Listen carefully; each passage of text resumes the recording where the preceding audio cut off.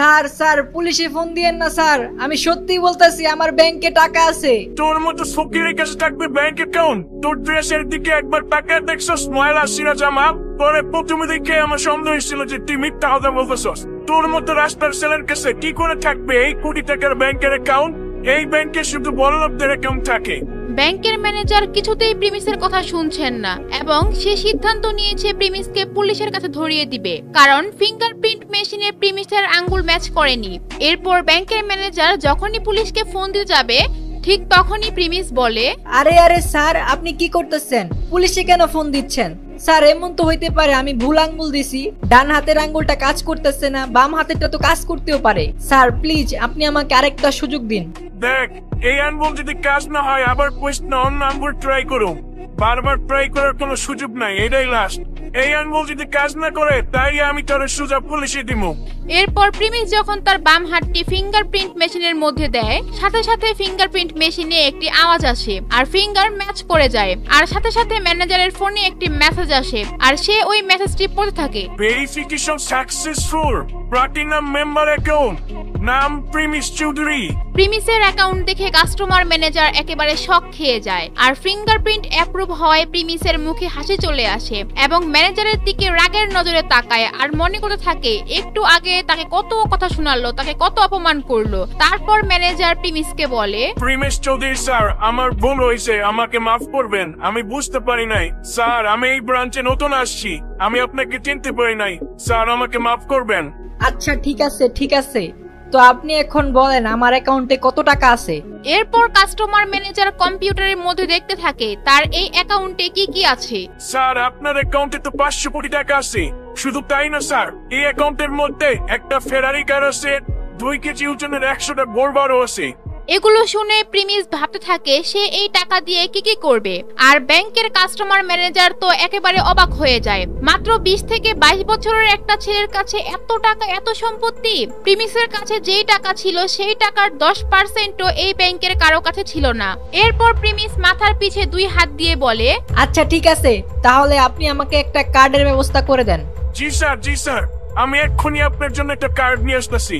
Sir আপনি শুধু আমাকে 10 মিনিট সময় দেন, শুধুমাত্র 10 মিনিট। কিছুক্ষণ পর কাস্টমার ম্যানেজার একটা প্রিমিয়াম ভিসা কার্ড নিয়ে আসে আর সে ওই কার্ডটি প্রিমিসের কাছে দিয়ে বলে, স্যার এই কার্ডটি আমাদের ব্যাংকের সবচেয়ে রেয়ার একটা কার্ড। এই কার্ড দিয়ে আপনি আনলিমিটেড লেনদেন করতে পারবেন।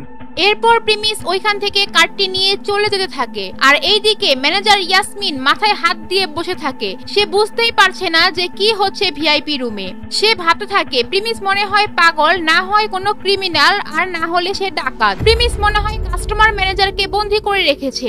এগুলো ভাবতে ভাবতে সে প্রিমিসের জন্য অপেক্ষা করে থাকে ব্যাংকের গেটের সামনে। কিছুক্ষণ পর যখন প্রিমিস ব্যাংক থেকে বের হয়ে যাচ্ছিল ঠিক তখনই ম্যানেজার ইয়াসমিন বলে, সো গাইস এখন আমাদের ভিডিওটা শুরু হবে। তো এর আগে একটা ছোট্ট একটা বিরতি নেব, বিরতির পর আমাদের ভিডিও শুরু হবে। সো গাইস আমাদের গেমের মধ্যে আসছে 100% টপ ইভেন্ট, আর এই ইভেন্টটা যদি আপনারা নিতে চান তাহলে আপনারা এই হোয়াটসঅ্যাপ নাম্বার বা এই ইমো নাম্বারে আপনারা যোগাযোগ করতে পারেন। ও কিন্তু 100% ট্রাস্টেড অ্যান্ড ও আমার এক কাছের ছোট ভাই, ওর কাছ থেকে আমিও মাঝে মাঝে ডায়মন্ড নিয়ে থাকি। তো আপনারা চাইলে ওর কাছ থেকে নিতে পারবেন। তো গাইস যাদের ডায়মন্ড লাগবে তারা এই নাম্বারটা সেভ করে ওকে মেসেজ দিতে পারেন। এই থামো, তোমার এত সাহস কিভাবে হয় আমাদের ভিআইপি রুমে না বলে ঢুকার?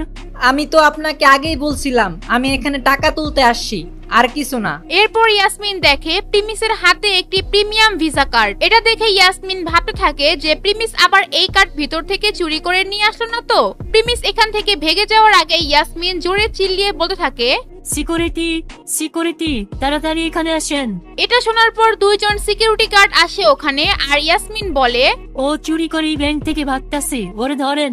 এরপর সিকিউরিটি গার্ড 2 জন প্রিমিসের দিকে বন্দুক তাক করে দাঁড়িয়ে থাকে আর ইয়াসমিন ভাবতে থাকে প্রিমিস ভিআইপি রুমে ঢুকে কাস্টমার ম্যানেজারকে মেরে কার্ডটি নিল না তো। আর এটা ভাবার সাথে সাথে ইয়াসমিন পুলিশকে ফোন দেয় আর বলে, স্যার স্যার আমাদের ব্যাংকে চোর ঢুকছে, চোর আমাদের ব্যাংকে ঢুকে আমাদের কাস্টমার ম্যানেজারকে মেরে ফেলছে।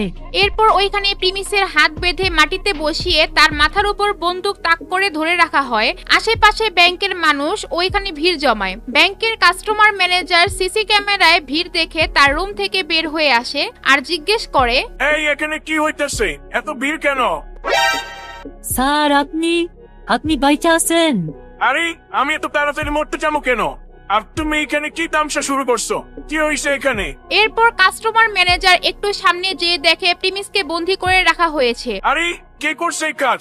প্রিমিস চৌধুরী স্যার কি বন্দি করছে কে? Chowdhury sir, we are very sorry. ওনারা হয়তো বুঝতে পারে নাই, ওদের পক্ষ থেকে আমি মাপ চাচ্ছি। আপনি জানতে চাইছিলেন না কে এই কাজ করছে? এই যে এই মেয়ে কাজ করছে। শুধু তাই না, উনি আমাকে বলছে আমি নাকি কার চুরি করছি। এরপর উনি পুলিশেও ফোন দিছে আমি নাকি আপনাকে খুন করছি। উনি আমাকে ক্রিমিনাল আর চোর ভাবছে। ইয়াসমিন একদম ভয় পেয়ে যায় আর মাথা নিচু করে ফেলে। আর এটা দেখে কাস্টমার ম্যানেজার বলে, ইয়াসমিন, এখন যা শুনলাম এগুলা কি সত্যি নাকি? তুমি কে কাজ করছো? স্যার আমি আসলে বুঝতে পারি নাই, এখানে আসলে একটা বড় মিসআন্ডারস্ট্যান্ডিং হয়েছে। উনি জোর করে আপনার রুমে ঢুকে পড়ে, তাই আমি ভাবছি হয়তো উনি আপনাকে জোর করে কাট বানাইছে, পরে আপনাকে মেরে ফেলছে।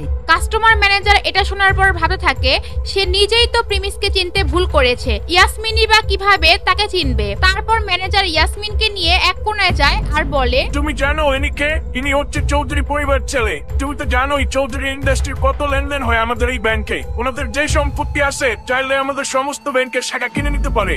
তুমি জলদি পুলিশে ফোন দিয়ে বলো যে তোমার ভুল হয়েছে আর প্রিমিস চৌধুরীর কাছে ক্ষমা চাও। আমি জানি না তোমার চাকরি বাঁচাতে পারবো কিনা। এরপর ইয়াসমিন পুলিশকে ফোন দিয়ে বলে যে তার ভুল হয়েছে আর সে প্রিমিসের কাছে যায় আর বলে, স্যার আমার ভুল হয়েছে, আমি বুঝতে পারি নাই। স্যার আপনি তো জানেন এটা কত বড় একটা ব্যাংক, এখানে সিকিউরিটির একটা ব্যাপার আছে। আমি একটু বেশি আন্দাজ করে ফেলছিলাম। সরি স্যার, আমাকে মাফ করবেন। আচ্ছা ঠিক আছে, ইটস ওকে।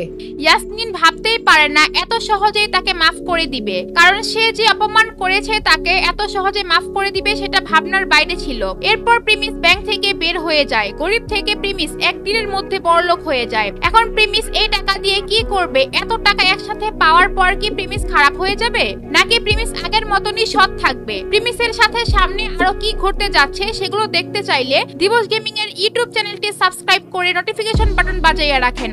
আর গাইস, আপনারা যারা ফ্রি ফায়ার ডায়মন্ড টপ করতে চান, নতুন যে ইভেন্টটা আসছে এটা কমপ্লিট করতে চান, তারা ওর হোয়াটসঅ্যাপ নাম্বার বা ইমো নাম্বার যোগাযোগ করতে পারেন। ওর কাছে আপনারা অনেক কম দামে নিতে পারবেন এন্ড 100% ট্রাস্টেড। তো যাদের লাগবে তারা এখনই মেসেজ দিন।